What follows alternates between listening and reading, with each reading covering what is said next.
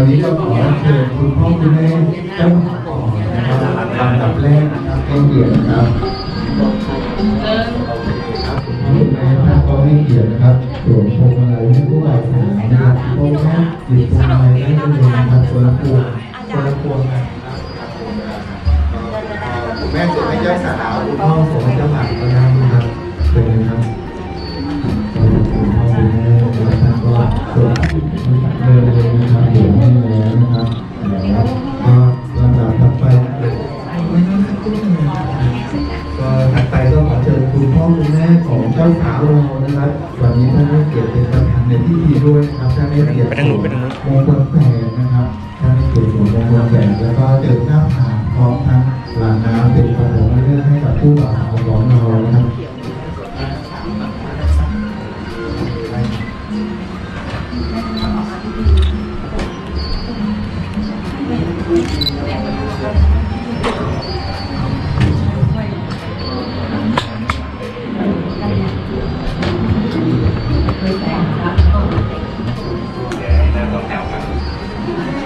คุณแม่จับสองคุณพ่อนะครับจับสองคุณพ่อเป็นคนเจิมให้เทียนก็ได้เทียนบางคนเจิม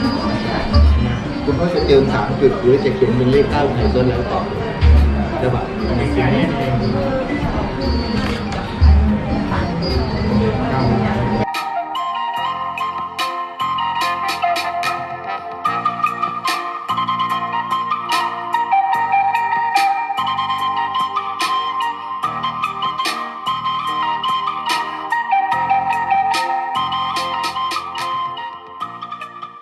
สองข้อเลยนะครับโ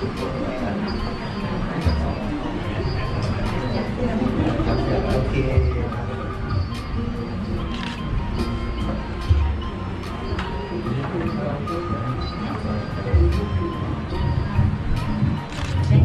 ท่านใดที่มาเป็นคู่นะครับจะหลังน้ำที่ต้องมาเป็นคู่ก็เชิญได้เลยนะครับเพื่อความเป็นสิริมงคลในการขอรับของผู้ของบ่าวสาวของเราอยู่นะครับทุกที่การต้องขอเชิญได้นะครับก็หลังจากนี้นะครับก็ท่านใดที่มาเป็นได้นะครับ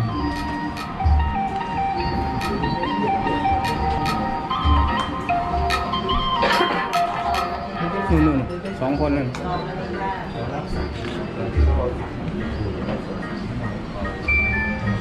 นี่อยู่ตรงนี้เดี๋ยวให้เขานั่งแล้วครับ เสียสละเต็มที่ขออีกคนหนึ่งเนี่ยนะ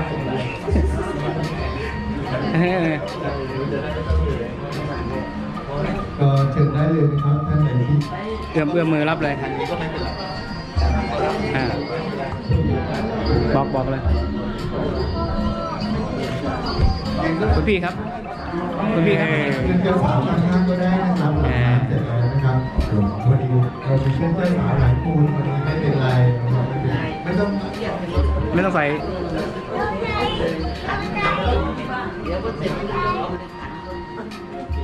ไม่ต้องใส่ครับทางนี้ครับโอเคครับก็เชิญได้เลยนะครับท่านใดที่ต้องการที่จะหลังน้ำพุทธมนต์ก็ขอเชิญได้เลยนะครับญาติผู้ใหญ่ก็ขอเรียนเชิญได้เลยนะครับหรือเพื่อนนะครับเพื่อนน้องๆก็สามารถหลังน้ำได้ก็ขอเชิญได้เลยนะครับหลังน้ำพุทธมนต์เสร็จแล้วเราก็ขอเชิญที่โต๊ะอาหารข้างล่างได้เลยนะครับหลังน้ำพุทธมนต์เสร็จแล้วนะครับเราก็ขอเชิญที่โต๊ะข้างล่างนะครับเดี๋ยวเราจะได้ร่วมรับประทานอาหารร่วมกันนะครับ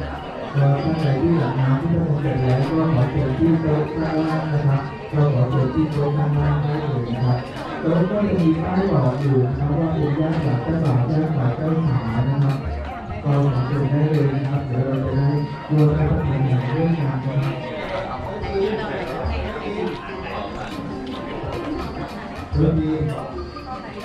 เราขอเชิญได้เลยนะครับท่านใดที่มาพุทธมนต์เสร็จแล้วเราก็ขอเชิญที่โต๊ะอาหารข้างล่างนะครับเดี๋ยวก็พูดเราจะได้ร่วมรับประทานอาหารร่วมกันนะครับขอเชิญที่โต๊ะนี้ที่เราได้ดี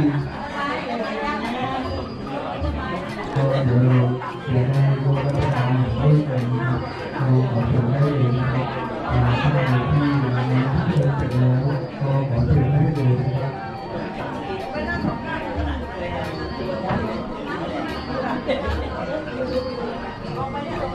ก็ขอเชิญได้เลยนะครับท่านใดที่ดื่มน้ำพุทธมนต์เสร็จแล้วเราก็ขอเชิญที่โต๊ะอาหารได้เลยนะครับท่านใดที่หลังน้ำพุทธมนต์เสร็จแล้วขอเชิญที่โต๊ะอาหารนะครับเดี๋ยวเราจะได้ร่วมรับประทานอาหารร่วมกันนะครับเพื่อนๆนะครับเพื่อนๆก็ขอเชิญได้หลังน้ำพุทธมนต์ได้นะครับ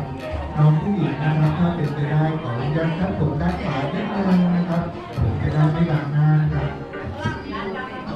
มันจะคัดผมด้านขวานิดนึงก็ได้นะครับผมจะได้ไม่บังหน้า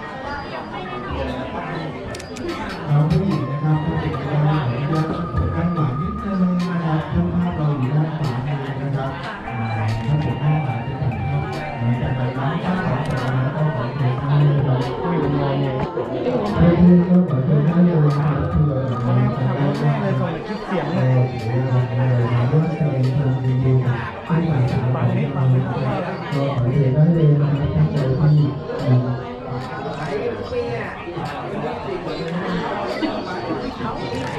เราขอเชิญได้เลยนะครับเชิญได้เลยครับ เราก็ไปสลับกันมา2 คนเนี่ย ขอเชิญได้เลยนะครับเราเพื่อนๆนะครับที่เกิดที่มีช่องทางที่จะลงทุน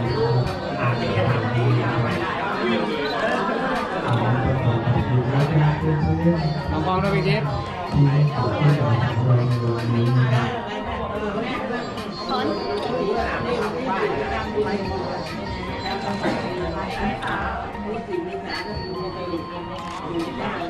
็ขอให้เราเพื่อนๆน้องๆแล้วก็สามารถแบบนี้ได้นะครับท่านใดที่อยากน้ำเสร็จแล้วเราก็ขอโทรดีเดี๋ยวสักครู่นึงเราจะสัมภาษณ์ที่สามารถก็ขอโทรได้นะครับเพื่อนๆเจ้าหลาน ตะวันไม่มองเลยตะวัน เดี๋ยวหลังน้ำเสร็จแล้วเราจะได้รับประทานอาหารร่วมกันถ้าใครที่หลังน้ำเสร็จแล้วเราก็ขอเชิญที่โต๊ะอาหารข้างล่างนะครับเราก็ขอเชิญที่โต๊ะข้างล่างนะครับเดี๋ยวจะได้รับประทานอาหารร่วมกันนะครับหลังจากนี้เราจะเป็นผู้บริการส่วนตัวผู้บริการเราก็ร่วมหอนะครับท่านใดที่มาเป็นผู้สามีภรรยานะครับเป็นที่มาสร้างตัวเดียวกันก็ได้นะครับก็ถือว่าเพื่อความเป็นสิริมงคลนะครับก็ขอเชิญได้เลยนะครับท่านใดที่มี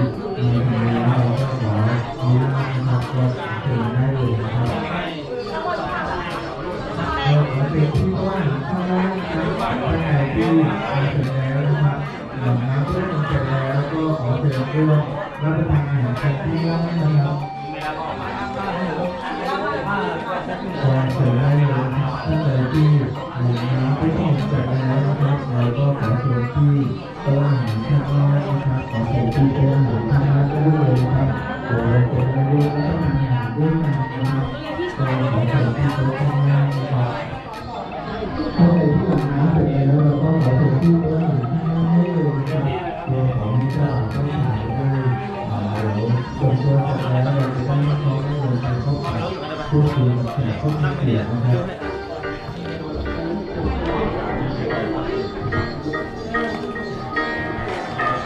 ดี๋ยวสักครู่นึงเราจะได้ทำการส่งตัวเป็นผู้หญิงของเราเข้าหอนะครับซึ่งถือว่าเป็นขั้นตอนสุดท้ายนะครับที่สุดท้ายในวันนี้นะครับเดี๋ยวเราจะได้ทำพิธีส่งตัวกันนะครับก็ขออนุญาตนะครับเราจะได้ทำพิธีส่งตัวกันแล้วจะได้ไม่ต้องถามว่าจะลงตัวแค่ผู้หญิงทุกท่านนะครับแล้วก็ทำตัวที่ไม่ได้ในส่วนของไปนะครับ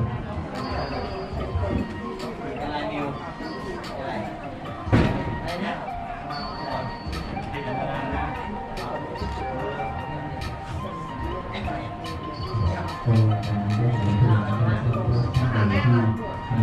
ไม่ได้หลังน้ำนะครับเพื่อนๆเราที่ไม่ได้หลังน้ำเราก็ขอเชิญท่านใดก็ได้นะครับใครเป็นเพื่อนๆที่ไม่ได้หลังน้ำนะครับก็ขอเชิญท่านใดได้เลยนะครับ ให้เข้าหน่อยทำตัวให้เหมือนกันมุ่นอะไรก็ปล่อยวางได้ก็ปล่อยวาง บอกใครบอกตัวเองเหรอ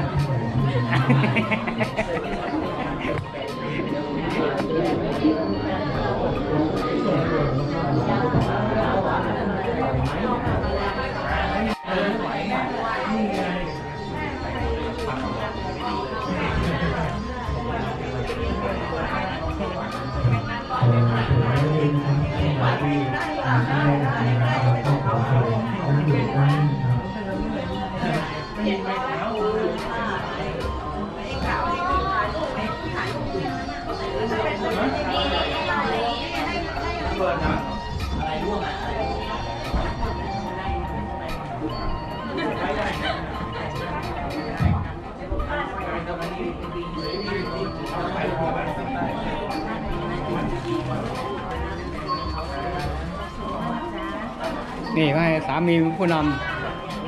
ต้องนำ ำเป็นช้างเท้าหน้า สามี งานหน้าเลย ลาเล่น ผู้นำท่านใดที่จะผ่านหน้าของผู้บ่าวสาวมาช่วยเพิ่ม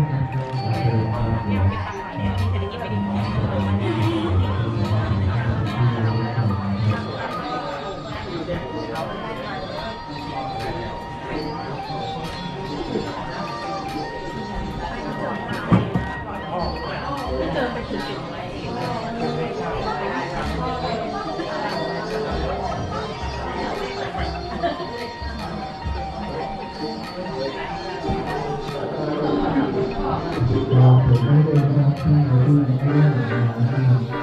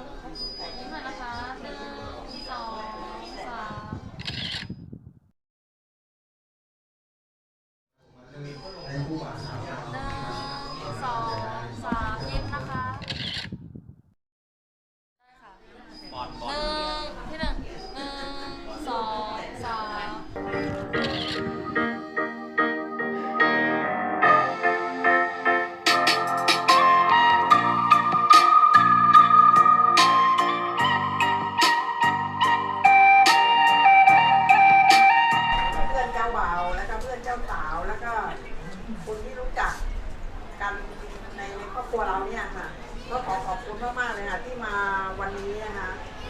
ก็ขอขอบคุณมาก ก่อนเลยก็ขอขอบคุณทุกท่านนะครับที่มาอวยพรให้กับผู้บ่าวสาววันนี้ก็เป็นวันดีของผู้บ่าวสาวกระผมในนามเป็นพ่อของเจ้าสาวก็ปลื้มใจครับที่ทั้งคู่เขาก็ได้เป็นวัยที่สมควรออกครอบครัวก็ในการเรียนการงานก็พร้อมก็ขอให้ทั้งคู่จงมีความสุขความเจริญก็แค่นี้นะครับขอบคุณทุกท่านครับ ขอบคุณค่ะ ขอบคุณมากค่ะ เดี๋ยวขอเชิญคุณพ่อพี่หนึ่งด้วยนะคะก ค่ะอวยพรให้บ่าวสาวสักเล็กน้อยค่ะ ครับผมขอครับขอบคุณมากครับผมครับที่มาช่วยเป็นเกียรติในงานลูกหนึ่งก็ลูกสาวครับก็ขอให้พรให้ทั้งสองจงมีความสุขมีความมั่นคงในการงานดูแลกันจับมือไปด้วยกันครับขอให้มั่นคงในอาชีพการงานและมีความสุขตลอดไปนะลูกนะขอบคุณมากครับ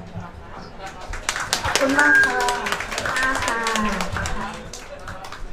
ค่ะก็เสร็จสิ้นช่วงพิธีการเรียบร้อยแล้วนะคะ ได้รับคำอวยพรจากญาติผู้ใหญ่ทั้งสองฝ่ายแล้วนะคะ คุณเต้ยคะลำดับต่อไป เรามาสัมภาษณ์คู่บ่าวสาวกันเลยไหมคะเริ่มกันเลยดีกว่าค่ะอยากทราบอะค่ะว่าทั้งคู่เนี่ยรู้จักกันได้ยังไงแล้วก็เจอกันที่ไหนอะคะ ก็รู้จักกัน